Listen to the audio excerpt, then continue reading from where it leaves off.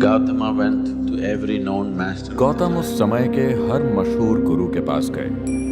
उनकी बौद्धिक क्षमता और ज्ञान पाने की लालसा इतनी तीव्र थी कि जो चीज समझने में बाकी लोगों को सालों लग जाते थे वो कुछ हफ्तों में ही सीख लेते थे।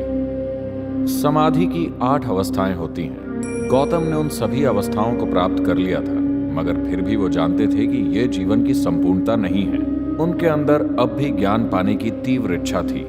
जब सारे उपाय बेकार हो गए तो उन्होंने अंतिम मार्ग का सहारा लिया, जिसे समाना कहते हैं। समाना साधकों के जीवन के सबसे मूलभूत पहलुओं में से एक ये है कि वो कभी भोजन नहीं मांगते, बस चलते रहते हैं, चलते रहते हैं। गौतम ने इस मार्ग को इतनी कठोरता से अपनाया कि वो उस दिशा में नहीं जाते थे जिधर भोजन मिलने की संभावना होती थी।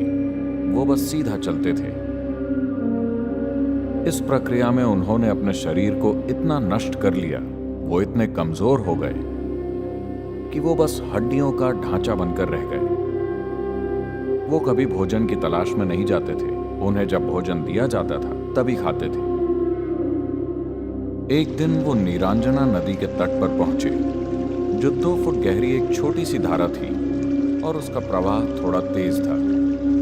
उन्होंने धारा को पार करने की कोशिश की। आधी दूरी पर वो आगे बढ़ने में असमर्थ हो गए। उनके शरीर में और शक्ति नहीं थी। वहां एक पेड़ की टूटी हुई टहनी थी, जिसे उन्होंने पकड़ लिया। पता नहीं वो कितनी देर तक वहां खड़े रहे। शारीरिक कमजोरी की वजह से उन्हें वो समय बहुत लंबा लगा होगा। वो कुछ मिनटों का समय भी हो सकता है या कुछ घंटे भी, मगर उनके अनुभव में वो समय बहुत लंबा था। वो बस वहीं अटके रहे। उनके अंदर अगला कदम उठाने की ताकत नहीं थी, मगर वो हार मानने वालों में से नहीं थे।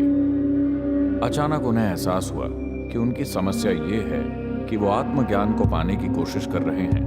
वो आत्मज्ञान को खुद के साथ घटित होने नहीं दे रहे, वो उसे प्राप्त करने की कोशिश कर रहे हैं। वो एक असीम अनंत आयाम को पाने की कोशिश कर रहे हैं। फिर वो शून्य हो गए। अचानक उनके अंदर नदी पार करने के लिए कुछ कदम आगे बढ़ाने की ताकत आ गई। वो जाकर उस बोधि वृक्ष के नीचे बैठ गए। वहां बैठकर उन्होंने निश्चय किया, मैं यहीं बैठूंगा। या तो मैं आत्मज्ञान प्राप्त कर लूंगा या यहीं प्राण त्याग दूंगा। मैं यहां से नहीं उठूंगा। और वो बैठ गए। पूर्णिमा का चंद्र उग रहा था और उन्होंने परम ज्ञान प्राप्त किया और परमानंद की अवस्था में वहां बैठे रहे।